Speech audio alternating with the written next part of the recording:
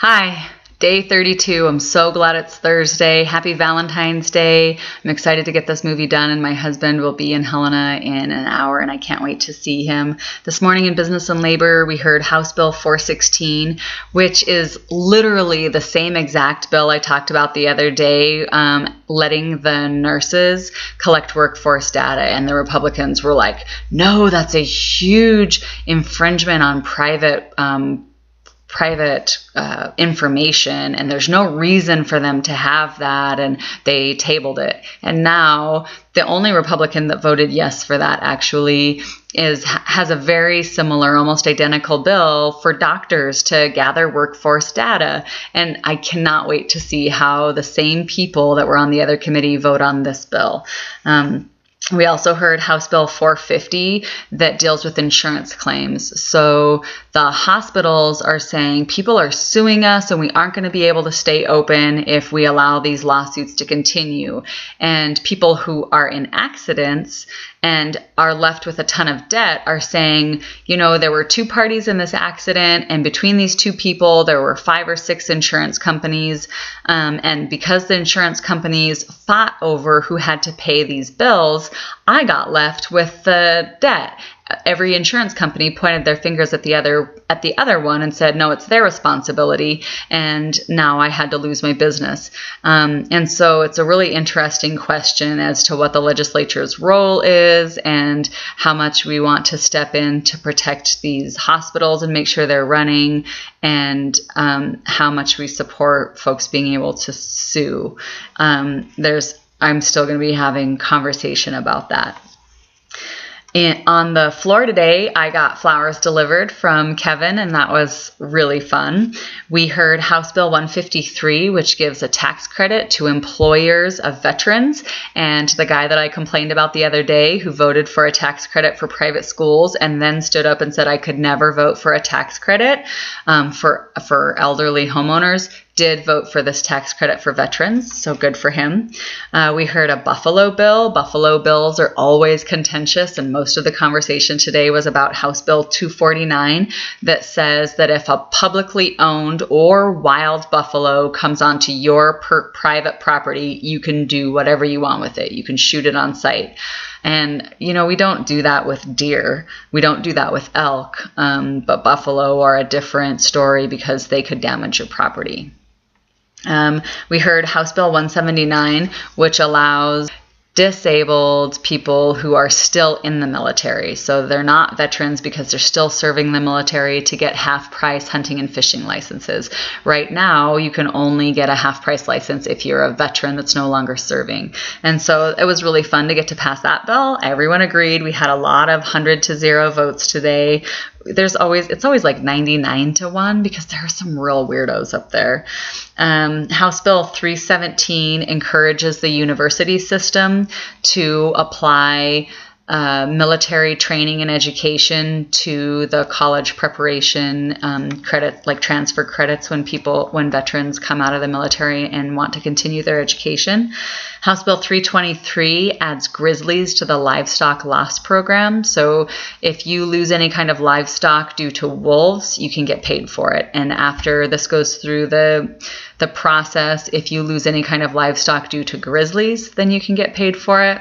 And then we heard House Bill 84, which is a bill I talked about before. It is such a huge mess. It's a great bill brought by Representative Noonan, and it should have been passed right away. It's from the Committee on Efficiency in Government, and it got voted down by the Republicans in the Human Services Committee, and then it dawned on them that it would really directly benefit their communities. And so they came up with this scheme that I explained to you probably last week about how we could take it off the table in committee, amend it so it had a lower fiscal note, get it on the floor, pass it. That would require a new fiscal note. So we heard about that today, and I'll keep voting for this. You know, we just need to do what's right, but it's frustrating. So we had the bill and we had the rebuttal to the fiscal note. We had the original fiscal note, and then we also had the fiscal note that as a result of the amendments that we did in committee.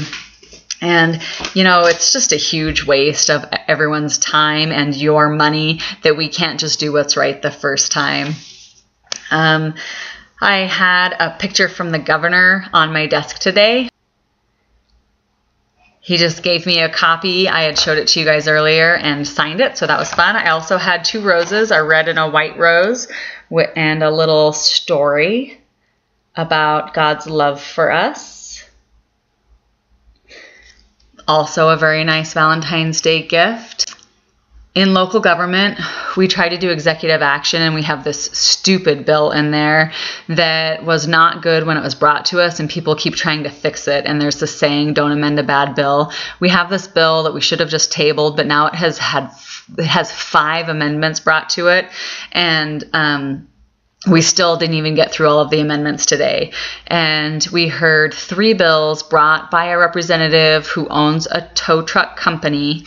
And we heard from all of the tow truck drivers across the state. They're different representatives from their association. You'll see pictures of that at the end. And they want to do several things. One of the things they want to do is say that it is illegal to park your car on a city street for more than 48 hours. A lot of cities have that in place already, and we just have to decide if we want to make that a state law, and also want to vote. It's basically a vote whether we really trust law enforcement to try to find out if the owner is just out of town or if it really is an abandoned vehicle. So that's an interesting question. Another one, to allow the police department to directly pay the tow truck driver. I learned today that right now, if a tow truck driver tows a car off of, say, the highway, they have to request payment from the highway patrol. The highway patrol has to request payment from the Department of Environmental Quality that has a fund set up for dealing with junk and abandoned vehicles. And then when the money comes back to the highway patrol, then they can pay the tow truck driver. That's a bureaucratic mess, and it should be really easy to vote for a bill that just says, hey, if a tow truck driver does a job for you, then pay them. And then the third bill was reducing the number of days that a tow truck driver has to sit on a junk car before they actually junk it. Right now it's 60 days, and it would put it down to 30 days. We also heard a bill carried by a representative who is a landlord, loosening the regulations about what they have to do when people leave their apartment full of stuff.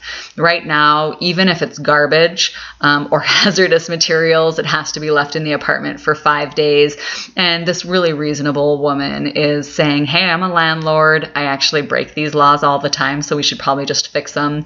And she wants to be able to immediately dispose of garbage, hold on to anything that seems like it might be valuable, send a certified letter, and store anything that might be valuable for a certain amount of time. It seems really reasonable and should be something that we can all agree on.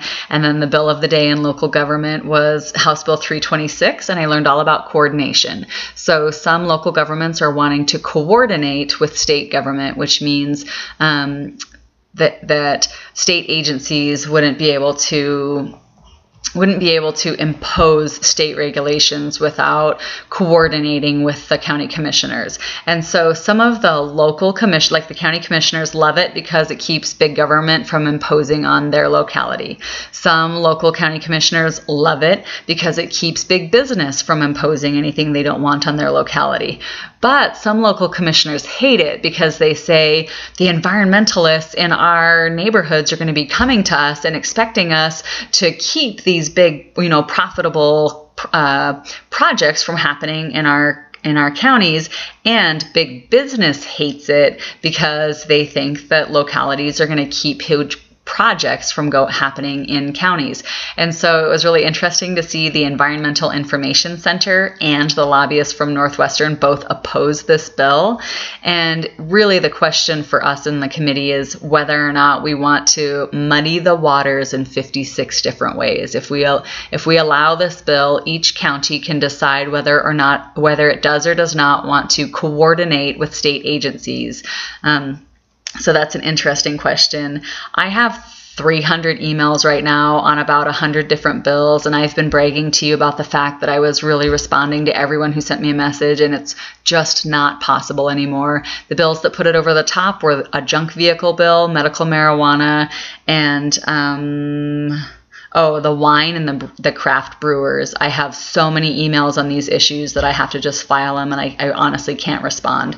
So that's disappointing. I was really hoping to be able to keep up with that. This morning, Representative Frosty Calf Boss Ribs braided my hair for me during our 7 o'clock meeting, and you'll see a picture of that. You'll see a picture of me with the student body president of the University of Montana and some other student union members. We did a little interview today. They were up getting interviews with politicians for their publication at the University of Montana. You'll see a picture of me with the tow truck drivers and law enforcement highway patrol from Butte.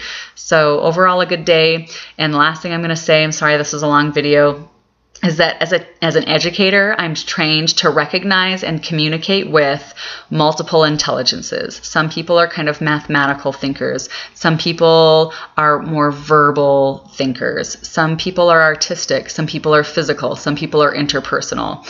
And I'm really comfortable communicating with all of these different intelligence types. I understand and I feel comfortable with that. But I would suggest that perhaps if you're going to be elected to come to Helena and make laws that govern the entire state of Montana for the rest of our lives, that you should at least have one of those multiple intelligences. Good night.